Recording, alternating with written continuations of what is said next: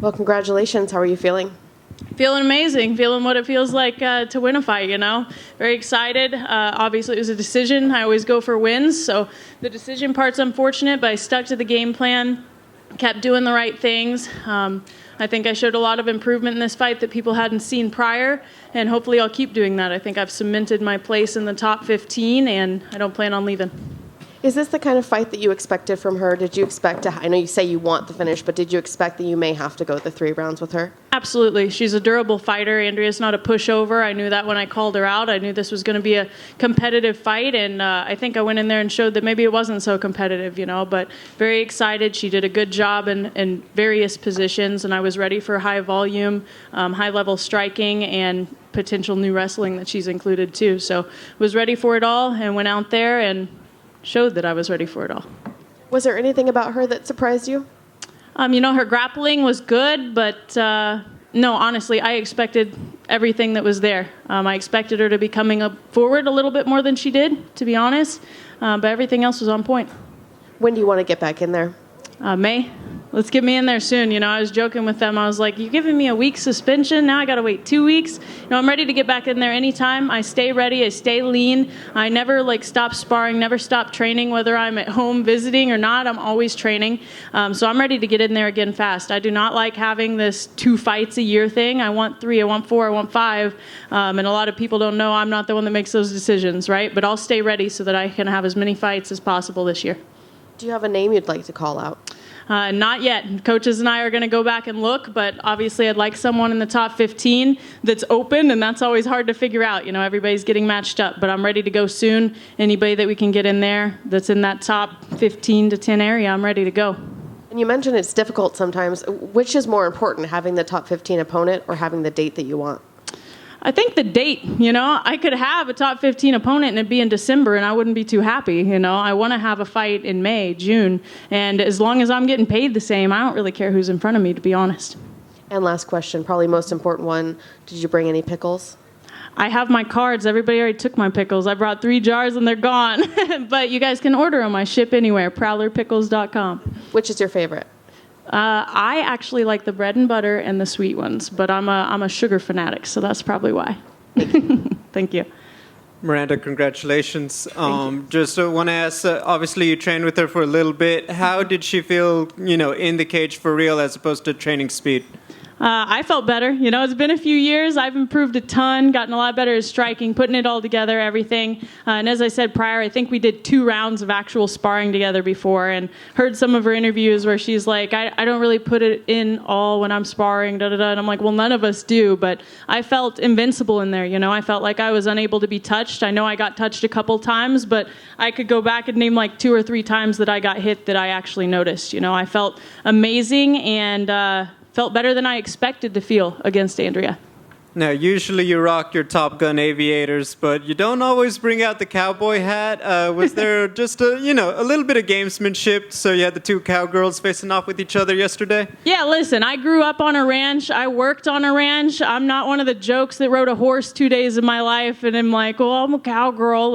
I just thought it'd be funny, They want to say cowgirl versus country girl, whatever, so I thought it'd be a nice little play. I'm like, if anybody deserves the cowboy hat out there, I think it's me, and thought I'd just make a nice little American-friendly joke there by wearing it.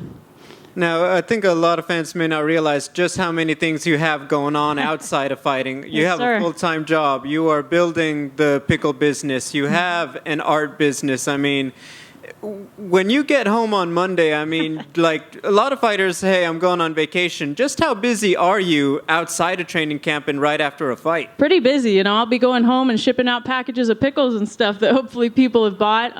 I'm big about fighting's not the only thing I have in my life, and fighting's not going to last my whole life either. I can't be 50 fighting, so I need to have something afterwards that's ready for me and hopefully be able to make a living for my family without me having to go to a 9 to 5 if I get hurt during a fight or if I just decide I'm done. I don't want to be going and working as a waitress again like I was when I was 18. So trying to set up this life to where I have a lot of options and be an entrepreneur and use my intelligence and use this platform that I have not only to do good, like the auctions that I'm trying to put up with my fight gear for survivors of human trafficking and stuff, but also make a business that hopefully my whole family can use to make a living someday. Final question. With that, auctioning the gear, just obviously a noble cause, but what was it that really got your attention that said, this is what I really want to, this is the cause I want to help out by selling my stuff? Yeah, listen, it's always been survivors of human trafficking for the past few years for me. I chose Light, which is actually based in Denver, Colorado, where I'm local right now, and it's like a legal team that supports and gets survivors out of very bad situations, from custody battles to crimes that they've been forced to commit, those kind of things. So I'm big and passionate about that thing. I teach self-defense. I teach jiu-jitsu when I can, and I'm huge about it for survivors of assault and sexual assault. And everything I do from that perspective, I want to go towards those people, the people who I can really make a difference in their lives. And if it helps one person, then I feel like I've done the best that I can. Last one, just obviously having trained together with her, any words exchanged after the fight with Andrea?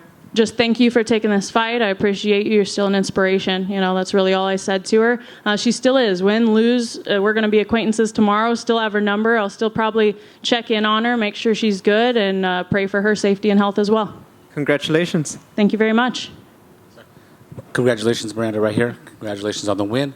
I don't know if you heard after, but Joe Rogan referred to you as one of the most exciting prospects in the UFC. Yeah. Are you surprised to hear him call you a prospect? Because you've been going at this for a while now. You know, they always throw around the words prospect and veteran, whatever sounds the same. I've commentated before and know any words are there. But I have been a prospect, you know. I think they say that because I'm not in the top 5. So you're basically a prospect until you get there, and then you get named contender, right? And so I'm not worried about him saying that. I think I am one of the most exciting ones. I want to keep working my way up to where I get the whole contender for the belt instead of prospect. And I see that as my responsibility, not Joe's, to call me something different.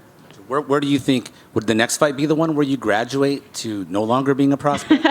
Depends on who you ask, I guess, you know. But I'm a veteran in the sport, and I think every fight shows that I'm a veteran, win or lose. And I plan on, you know, I see myself as a contender now, working my way up. But I'm also happy being in the UFC. It's an honor. It's a privilege. It's a dream come true, honestly, from the beginning for most of us who have been fighting, been training. I watched the UFC back when I was 14 years old. And, you know, my dad was like, you could do this one day. And I literally laughed and was like, I want punched in the face. And here I am, right? So I don't care what they call me. I'm here. I'm happy. And I know who I am. And I know how good I am. Congratulations. Thank you. Thank you very much. Congrats on the big win. Thank you, sir. Awesome. You're welcome. You said you felt like untouchable, and I noticed you were also unrockable because that slam was hard. Yeah, the slam and the back fist, I know, landed. The slam, I'm used to being thrown around. I don't just train with like little girls in training. I train with the guys. I've done college wrestling before and gotten slammed a lot harder than that's ever been. Heck, I get slammed harder than that when I'm at home wrestling around on the living room floor, you know? So it's not a problem to me. We're in the middle of a fight. It's not always going to go absolutely perfect. The thing that's important is how I react to it, get up and keep going. And I think I did a good job of that. You know, her back fist landed, but it wasn't any harder than what I've gotten hit by Raquel Pennington when we're in there sparring, right? So I was ready to just keep going forward, keep focused, keep disciplined. And if you guys heard in my corner, that was a big word tonight, is stay disciplined, stay disciplined. And I tried to do my best with that. And touching on that, you definitely have grown in the sport, and we see your maturity. You were definitely disciplined. That was it. Your jab was there. Your movement was there. So much so that she was hesitant to throw anything back. How proud of you were of your hands that you just put in a box. That's the plan, you know? Make her not want to come forward. Make her not want to wrestle. Make her not even want to hit me because she's going to pay for it every single time she touches me. And I tried to make that the case. We knew in round 3 she's going to be desperate. She's going to be trying to come forward. I heard her corners, come forward, wrestle, do whatever you can. And I was looking out for it all. Maybe it was a slower pace than I desired to have in the 3rd round, but I was ready to go and just keep doing the smart stuff, not rush forward and make a mistake when I'm winning, when I know I can keep winning at the same tactics, and just go hard, try to seek the finish still, but not make stupid mistakes.